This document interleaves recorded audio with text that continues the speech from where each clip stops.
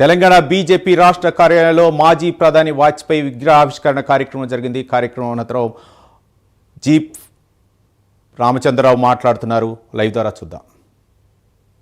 Davos పోయారు, అక్కడి నుంచి ఏం వచ్చినా మనకు తెలియదు, ఏం పెట్టుబడులు వచ్చిందో తెలియదు, ఎంతమందికి ఉద్యోగాలు వచ్చిందో తెలియదు, రైతులకు ఏమైతుందో కూడా తెలియదు. రైతులు కూడా ఈరోజు ఏదైనా ఎరువులు కానీ సబ్సిడీలు దొరుకుతున్నాయంటే అది కేవలం భారతీయ జనతా పార్టీ ప్రభుత్వం కాబట్టి దొరుకుతా ఉన్నాయి, కేంద్ర ప్రభుత్వం దొరుకుతా ఉన్నాయి.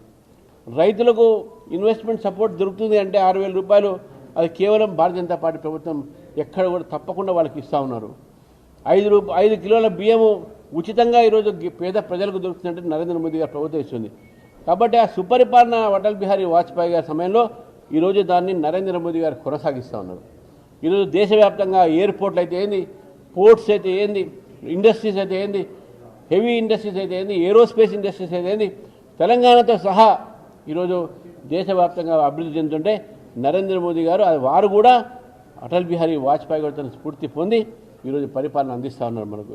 కాబట్టి ఈ సందర్భంగా తెలంగాణ ప్రజలకు సుశాసన దివస్ సందర్భంగా అటల్ బిహారీ వాజ్పేయి గారి 101 జయంతి సందర్భంగా ఈ వారికి శుభాకాంక్షలు తెలియజేస్తాం. అజాత శత్రు అటల్ బిహారీ వాజ్పేయి, భారత రత్న అటల్ బిహారీ వాజ్పేయి.